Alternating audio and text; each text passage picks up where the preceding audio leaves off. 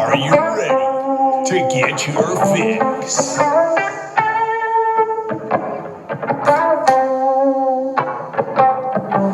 you ready? Are you ready to get your fix? Are you ready? Are you ready to get your fix? Are you ready? Are you ready to get your fix? Are you ready? Are you ready to get your fix? Are you ready? Are you ready to get your fix? Are you ready to get your fix? With the Wicks here on this beautiful Thursday, April 7th, 2022, and welcome to the show, whether that be on Facebook or on YouTube. If you're on Facebook, do me a favor, hit the like and the share. If you're on YouTube, hit the subscribe. It would be much, much appreciated. So yesterday we spent the majority of the time, actually all the time, talking about the Bills extending Stephon Diggs. We also talked about Derek Stingley running a 4.37 40-yard dash. Let's have the Vikings kind of slide in there and draft him if Ahmad Sauce Gardner is off the table. That would be fantastic. We also talked about Atlanta trying to keep up with the rest of the league, obviously signing offensive tackle Jermaine Ifedi and Rashaan Evans, formerly of the Tennessee Titans. He's a linebacker. So they're trying, okay? They might go get a quarterback in this draft, but I think they're going to go and get a wide receiver just because they brought in Marcus Mariota during this free agency period that we've had so far throughout the National Football League. Whitney Mercilus also decided to announce his retirement after playing 10 seasons in the National Football League, first with the Houston Texans, and then last season with the Green Bay Packers. The Bucs also signed safety Keanu Neal. And the NFL facing facing a major investigation. Potentially. But today, we have some interesting things to talk about. Wide receiver Deebo Samuel. Well, he pulled a Kyler Murray and has unfollowed the 49ers from his Instagram account and has deleted many, many photos. We'll dive into that in just a brief couple minutes here. Also, we have two people, former employees of the National Football League, joining Brian Flores in his lawsuit against the National Football League. So the NFL has taken quite a bit of heat right now. We'll dive into that, give you my thoughts on exactly what potentially might happen. Tyrann Mathieu obviously visited the New Orleans Saints just the other day. He is back visiting more teams, specifically one team. So we'll finish the show basically off with that. First and foremost, hey, tonight is the Final Four for men's hockey. I cannot wait for it. Mavericks, the MSU Mavericks, obviously play against the Minnesota Golden Gophers, who are going to go down. Okay, we're going to the championship, whether you like it or not. We're going to win the damn thing, okay? We're going to be the national champions of men's hockey in the NCAA, and I cannot wait to watch that. It kicks off at 7:30 on ESPNU. That should be a pretty solid game if I had to guess, but hey, we're here to talk about football, and that is what we're going to do. So are you ready to get your fix? Well, Deebo Samuel made an interesting tweak to his Instagram account.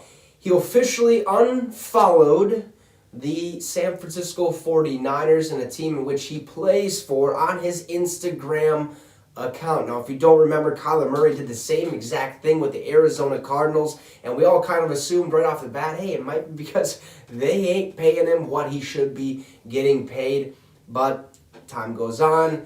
I think he ends up refollowing him, re-putting up his pictures and stuff like that. But Deebo unfollowed him and deleted over 80 posts as well. Now, the initial report was that he changed his profile picture, which is a lie, okay? It's still the same profile picture that he has of him in his 49ers uniform doing his business, okay?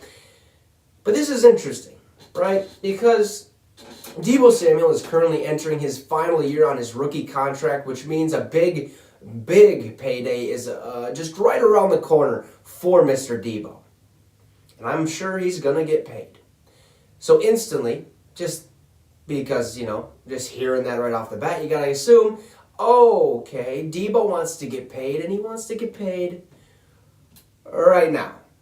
Deebo wants a massive contract. We've seen massive contracts getting handed out this offseason with the likes of Mike Williams getting a 5-year, $60 million deal. Devontae Adams getting paid massive money, almost $70 million or something like that a year. Tyreek Hill getting paid massively, and others alike. Stephon Diggs yesterday getting his 4-year, $96 million deal that can earn up to $104 million deal. He is now tied for $126 million for the next 5 years or so, or something like that.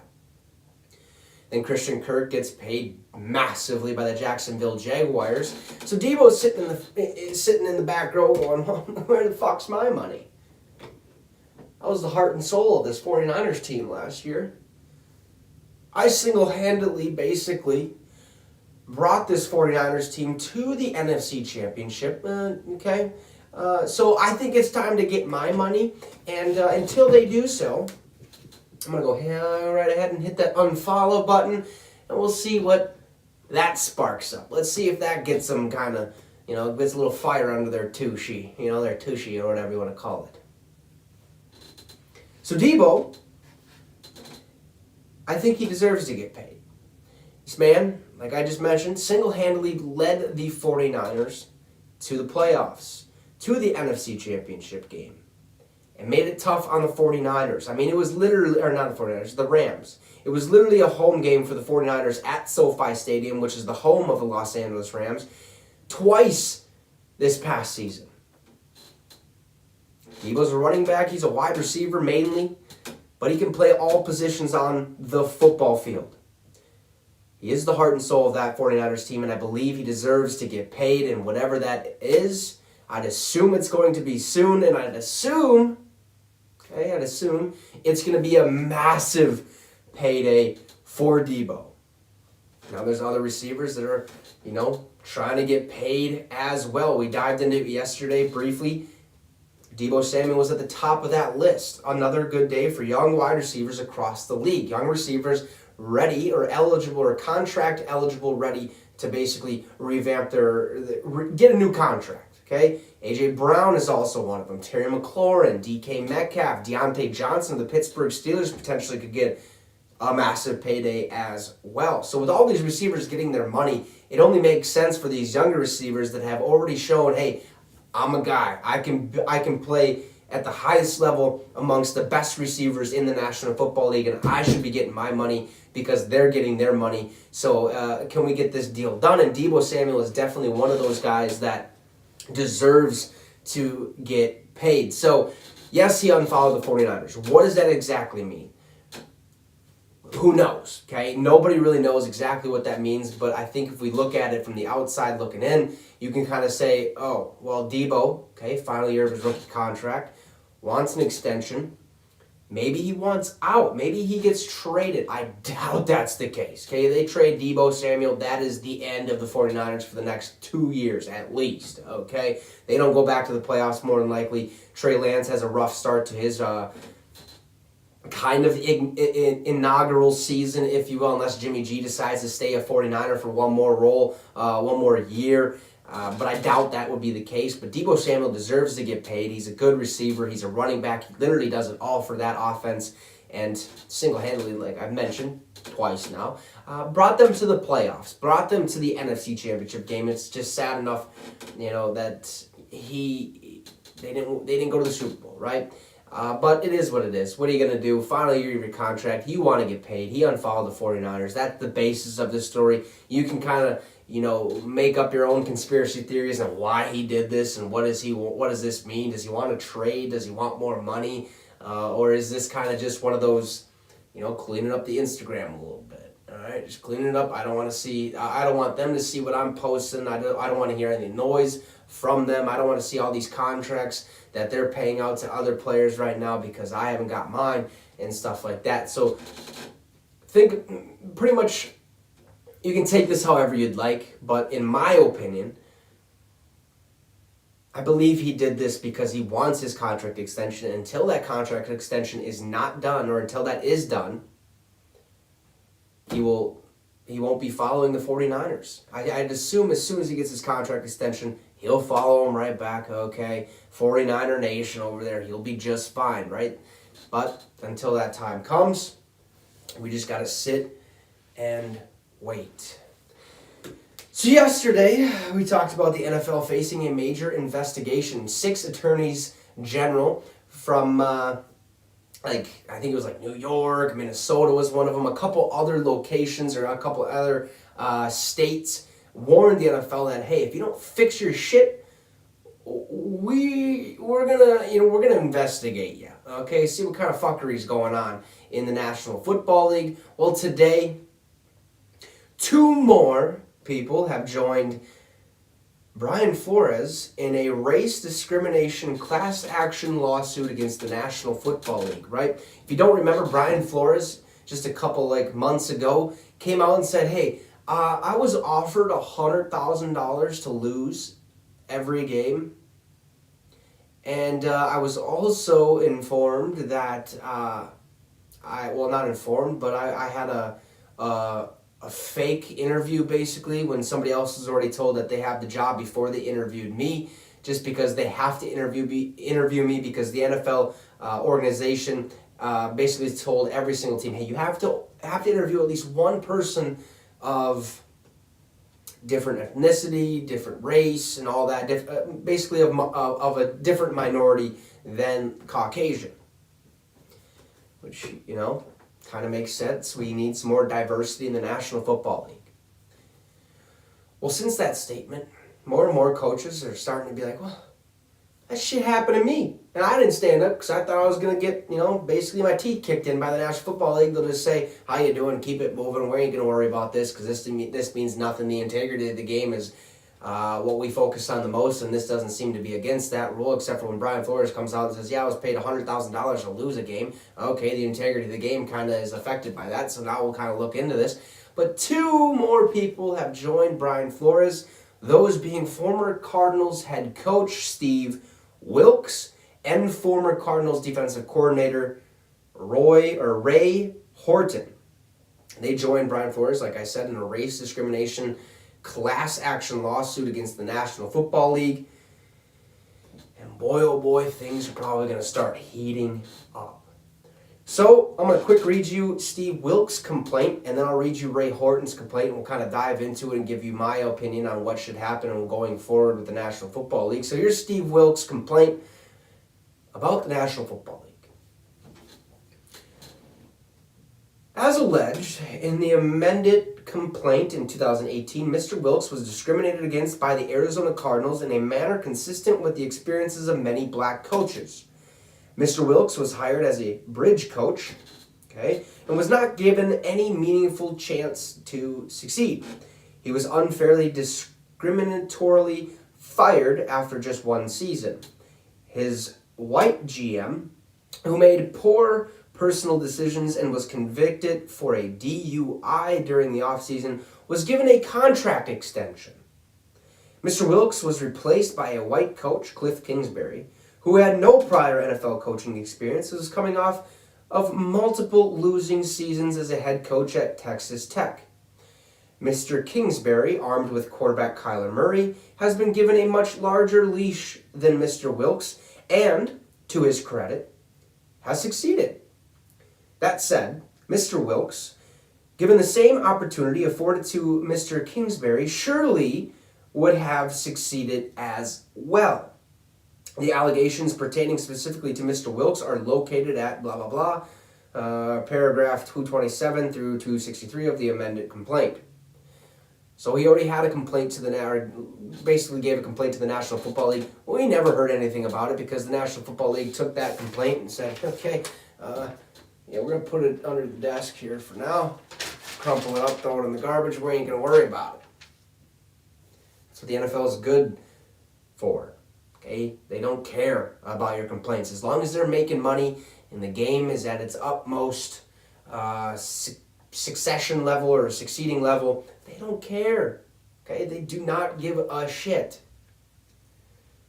Now, being a bridge coach basically means, okay, we're going to bring you in here, one season, okay? Win or lose, if you go to the Super Bowl, cool. If you don't, cool, okay? Because automatically after the next season, you're going to be out of time. We're going to bring in a new guy to revamp this culture and really see what he has in store. And that is what happened to Mr. Wilkes, Stephen Wilkes, former head coach of the Cardinals, who was replaced by, like I said, Cliff Kingsbury. Now, Ray Horton also had a complaint, and here his is. It says, Mr. Flores and Mr. Wilkes are joined by Mr. Horton. Mr. Horton was a longtime NFL coach and defensive coordinator when he was interviewed for the Tennessee Titans head coaching position in January of 2016. This turned out to be a completely sham interview done only to comply with the Rooney Rule. Rooney Rule is what I was talking about. You have to interview at least one person of a different ethnicity, race, or background, basically a minority. And to demonstrate an appearance of equal opportunity and a false willingness to consider a minority candidate for the position. Indeed, the Titans' all-white ownership and management ultimately hired Mike Mularkey, a white candidate, for the head coaching position. Years later, in 2020, Mr. Mularkey admitted in a podcast interview that the Titans, this is his quote, told me I was going to be the head coach in 2016 before they went through the Rooney Rule, and so I sat there knowing I was the head coach in 2016 as they went through this fake hiring process, knowing a lot of the coaches that they were interviewing, knowing how much they prepared to go through those interviews, knowing that everything they could do and they had no chance to get that job. The allegations pertaining specifically to Mr. Horton are located in paragraphs 264 through 284 of the amended complaint. The podcast can be located at, well, I ain't going to say that. It's a YouTube clip, but it's on YouTube. If you want to find it, just search Ray Horton interview talking about the allegations and stuff like that. Or not Horton, excuse me, Mularkey. It's very interesting, right? Because you have two coaches basically facing the same thing, just different, kind of the same thing. They both have two different sides of what happened for them. So Mr. Horton gets a boof interview, a sham interview. So it's basically like if I were to say, or some job was to call you, hey, we'd like to bring you in for an interview if next Tuesday would work. Would that be good? All right, sounds good. We'll see you then. Knowing that interview is not going to end up the way that person might want. Knowing that, hey, we already hired a guy last week, but we're just doing this interview because it seems like we should, just to give this guy a chance, see what he kind of looks like, see what kind of personality he has, even though we're not going to hire him. So it's bullshit. And then you look at Mr. Wilkes, who is basically a bridge coach. Yeah, we'll bring you in here. You're a new head coach. Buy into the culture. Let's revamp this thing. Oh, but by the way, next year, we're going to bring in a new guy. Okay, a new guy that has no NFL prior experience. And a guy that, has multiple losing seasons at the college level. Okay, yeah, he had Patrick Mahomes as his quarterback at Texas Tech. They still lost ball games. Okay, folks, they did not have a winning record. Cliff Kingsbury, more than likely, wasn't the greatest candidate, but the Cardinals at the time knew, hey, we don't care, okay? We can do whatever we want. This is our team, okay? I own the Arizona Cardinals. I don't give a shit if you want to be the head coach for a year. It's basically what they did. Now, more information popping up. All three of these people, Brian Flores, Steve Wilkes, and Ray Horton, have all come out and kind of gave their another little statement. We'll quickly read through those, and then I'll give you my statement. Brian Flores says, I continue to be humbled by the outpouring of support in connection with my claims against the National Football League and applaud Steve Wilkes and Ray Horton for standing up against systematic race discrimination. Their claims are the unfortunate reality of the problems facing black coaches in the National Football League, which our collective hope in this case is to end once and for all. Steve Wilkes says, when Coach Flores filed this action, I knew I owed it to myself and to all black NFL coaches and aspiring coaches to stand with him. This lawsuit has shed further important light on a problem that we all know exists, but that too few are willing to confront. Black coaches and candidates should have exactly the same ability to become employed and remain employed as white coaches and candidates. This is not currently the case, and I look forward to working with Coach Flores and Coach Horton to ensure that the aspiration of racial equality in the National Football League becomes a reality. Ray Horton then follows up. He says, I am proud to stand with Coach Flores and Coach Wilkes in combating the systematic discrimination which has plagued the National Football League for far too long. When I learned from Coach Malarkey's statement that my head coach interview with the Titans was a sham, I was devastated and humiliated. By joining this case, I am hoping to turn that experience into a positive and make lasting change and create true equal opportunity in the future.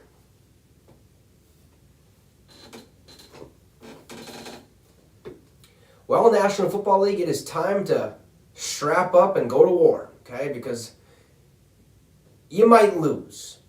Because I guarantee you, these three, Brian Flores, Steve Wilkes, and Ray Horton, are not the only ones that are going to join this class action lawsuit. It's only the start. It's only the beginning. This is going to take some time to get figured out. The National Football League is by far at fault, especially with these sham interviews, these bridge coaching opportunities. Rules are going to need to be changed. Regime might need to be changed in Commissioner Goodell. Just how it's the only way we figure this shit out. Because like I have noted multiple times, everybody deserves the same opportunity in a certain situation. Doesn't matter the color of your skin, doesn't matter your ethnicity, your religion, it shouldn't matter. But we have been so brainwashed for many, many years that we just can't get over this stereotypical, we're white, so we're great. No, we're not. Okay, we're all the fucking same. The NFL needs to do a way better job of it. And for those white people that are out there, oh, well, look how many African Americans are playing in the league. Okay, but that still doesn't fix the problem at all. The National Football League needs to do a way better job at hiring minorities, hiring different people of different religion, different race, different ethnicity, all these things. They need to do better, plain and simple. Major investigations should probably take place just because of all the fuckery that's going behind closed doors. Yes, we're dealing with billionaires who own teams that we love to cheer on every single week. And hell, teams could be right? They could be like, oh, well, this coach just wasn't the greatest fit for us. This is not who we wanted to hire, but we had to interview him because the Rooney Rule stated that we had to interview him. Okay, well then how about, hear me out, okay? How about the NFL makes it mandatory that you have to interview the minority first? And if any phone call to a different potential candidate is made before then, maybe your GM or your head coach gets suspended for a whole season, and then let's see how the rest of the year goes for you, pal. Just maybe. But I think it all starts with the owners. The owners have a lot of money. Okay, they're billionaires. They can do whatever the hell they want. And they're going to. Because they'll find any loophole to get through any situation. They'll hire the best lawyers that we could ever imagine to fight this. But with these three, and Hugh Jackson was also part of this for like the second month after, or the first month, or a month after Brian Flores basically came out. I'm not sure if he's still in it. But we're going to see more and more candidates I think join Mr. Flores, Mr. Wilkes, and Mr. Horton in this class action lawsuit because it's sickening, right? It's bullshit. It just doesn't make any sense. We're in 2022, for fuck's sakes. Time to start accepting everybody for who they are and not what they look like. Okay? It shouldn't matter. Right? There was that whole thing where if you had tattoos, you were never going to get a job. Well, I got two. I got a job. Things change. People start giving less shits. Okay?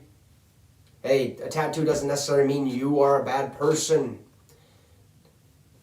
Your skin color doesn't mean you're a bad person either. Everybody deserves the same opportunity when the time comes. Now, if you're going to be doing some fuckery, you should probably think twice. Because if I was the NFL, if I'm the commissioner of the National Football League, suspensions are coming. Fines are coming. Maybe, give them a loss. Take away one of their games. Hey, yeah, you're supposed to play the Vikings this week. Not gonna happen. Okay, sorry. It'll be an exhibition game. The Vikings automatically get a dub in their column, but you automatically get a big fat L in your column. Harsh, basically, rules and stipulations should come of this. If I'm being completely honest, because this is we're acting like children in the National Football League. These are billionaires.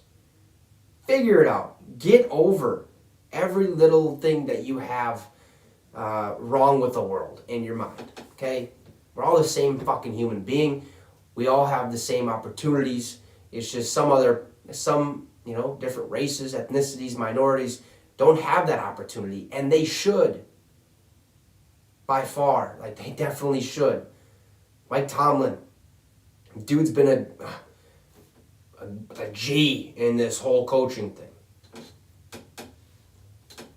So, I don't know what it needs to be done, but I do know the NFL needs to figure their shit out. Otherwise, hey, I'm all for the major investigation. If we have to shut the NFL down, shut it down. I'll cover some other sport. But we have to get to the bottom of this. We have to. More and more accounts of bridge coaching, of sham interviews because of the Rooney Rule. It's kind of sickening, okay? I feel for these guys. It's so dumb because I think they do deserve an opportunity. And in that statement where Mr. Wilkes was a bridge coach for a year, and then Cliff Kingsbury comes in, gets Kyler Murray, and has succeeded. And it said, but hey, okay, if Mr. Wilkes was still given that opportunity, still coaching, and he got Kyler Murray, he probably would have succeeded too. You're damn right he would have. So the NFL, figure it the fuck out, quit acting like children, get over whatever mess you have or whatever you just get over everything, basically, and let's move forward, okay? We're not stuck in the 1920s anymore. Geez Louise, if you want to go back to the 1920s, go back there, but stay out of the National Football League, stay out of professional sports, stay out of media, stay out of everything that has to do with being public, okay? Go buy a home on an island and do your shit there. Plain and simple. Just quit acting like children. Everyone deserves an equal opportunity. Enough on that situation, because it is kind of, it is sickening. We need to figure this out. We need a change, and who knows when the hell that'll come, because the NFL most likely will take this and sweep it under the rug and say, yeah, nothing actually happened. We'll do our own investigation, and we'll see what comes of that investigation, and then 5 years down the road, nobody will remember this. Except for Flores, Steve Wilkes, and Ray Horton. I guarantee you, the NFL doesn't care. And it's sad. So a major investigation, I'm all for at this point in time. because we need to figure it out. Moving forward, Tyrann Mathieu, the Honey Badger, visited the Saints yesterday with his family and some friends. Nothing is imminent, right? He hasn't made a decision or not. He comes out, he says, they probably really don't need me, but it would be nice to come back home. Okay, I graduated from LSU. I believe he's from Louisiana, so it'd be good to go back home. Well, he ain't in no rush to sign with the team. He's visiting other teams as well. There'll be more to come. Today, he actually had a virtual visit with the Philadelphia Eagles, a team that is a prime candidate for a safety. And at the looks of it, there's really only one fantastic, superb, excellent safety in the draft, Kyle Hamilton out of Notre Dame. And the Eagles are kind of like, hey man, we kind of need somebody. And you'd be the perfect fit over here. Hey, we don't have defensive backs. We got Anthony Harris, okay, if we stole him from the Minnesota Vikings. He's dog. You and Anthony Harris side by side would look pretty good. And we got Jalen Hurts, young stud with Devontae Smith. We might go get a wide receiver as well. I mean, hey, we're spicing things up a little bit. New head coach, Nick Sirianni, made it to the playoffs my first year. We watched our corn pop up in rows. I mean, what do you want? I mean, come on, are you a dog? Are you a dog? No, you're a honey badger? All right, well, that'll work too. But we'd like you in our organization. So that was basically probably how the conversation went. Hey, we want you on our team. Honey Badger was like, okay, well, how's your facilities look? What's your team look like? How young is your team? What kind of schemes are you running? Is this the right fit for me? I mean, Philadelphia would be fun to play at. I mean, those fans are obnoxious. But if they're on my side, hey, I'm all for it. But he's going to be visiting more and more teams. Nothing means anything at this point in time because he is taking his time. He's taking it slow. He wants to figure out what is the best fit for him, who can pay him the most money, probably, okay, most likely. I mean, the dude's been amazing his entire career. So he's taking it easy. He just wants to see his options, and if those options are good options. So there'll be more visits to come, I'd assume. Probably not the Minnesota fucking Vikings. I mean, we do got $15 million in cap space, but I think that's for our draftees. But hey, who said we need a second, third, fourth, fifth, and sixth, seventh round pick? We just keep our first round pick and keep moving along if we get Tyrann, huh? I mean, we don't need that. We could just sign Derek Stingley Jr. or Ahmad Sauce Gardner, one of the two, and then sign Tyrann Mathieu. I think we're set up pretty nicely, in my opinion. But I'm not an NFL GM. I'm not an owner. So what do I know? Not much. But anyways, that is all we got for you guys today. Not a lot has been popping off on the news. Oh, 1 second before we end. The Houston Texans, who have declined to trade away Brandon Cooks this offseason multiple times and by or before the trade deadline, have officially agreed to terms with the wide receiver Brandon Cooks on a 2-year deal. He stays with the Houston Texans. This deal, pretty massive. He's only 28 years old. Okay, he has 6 1,000-yard seasons, at least 1,000 yards in a season for 4 different teams. Has been traded 3 times. He's signed 2 extensions. Plus, he renegotiated a deal. He's a really good player with a fascinating career already. He's a very reliable player. He plays with heart. He goes out there and gives you 110% every single play. But the Houston Texans say, yeah, hey, buddy, we need you. We don't got a number one. You're our number one. Please stay. Okay, last year I believe there was talks of him potentially being a Green Bay Packer. I think those are the same kind of talks that were happening this offseason, just not as loudly. Brandon Cooks stays at Houston Texans. The numbers of that deal have not been finalized yet. We will get to know that side of the thing, or side of things later on in the future, probably the next day or two. But I'm pumped for it. It says, Ian Rappaport basically said, while firm numbers are not yet available, okay, like I just said, the numbers of the contract, Brandon Cooks should be able to earn just under $20 million per year on a 2-year deal through 2024. so he stays in Houston with a big brace. So Brandon Cooks, hey, congratulations on getting a massive 2-year, couple $1 million, whatever the case is, payday. So I'm pumped for it. I think this was the right move for the Houston Texans, especially with an organization that has been at the bottom of the totem pole for quite some time. They're looking to go up and reach that mountaintop that we've talked about multiple times here on the show. The top of the mountaintop being the Super Bowl. Obviously, the Texans are still at the base of the mountain, base camp number 1. They got a long ways to cruise to get to that mountaintop, and I think with signing Brandon Cooks, that definitely helps out tremendously, at least in my opinion. So with that being said, that's all we have for you guys, or all I have for you guys today. Thank you so much for joining, whether that's on Facebook or on YouTube. If you're on Facebook, hit the like, hit the share. If you're on YouTube, hit the subscribe. It would be much appreciated. With that being said, go enjoy the rest of your day. Okay, the Final Four NCAA men's hockey tournament, it takes place tonight. We figure out who goes to the national championship game, and all I gotta say is, horns up, baby. Horns up, baby. We're going, okay? We're going. Mavericks, we're gonna win this goddamn thing against the Gophers. So enjoy the rest of your day. Enjoy, well, it's not, I mean, it's snowing out here, but stay safe out there. We'll see you tomorrow at 6 p.m. Central Time, like always, and you just got your fix with the Wicks. Deuces, folks.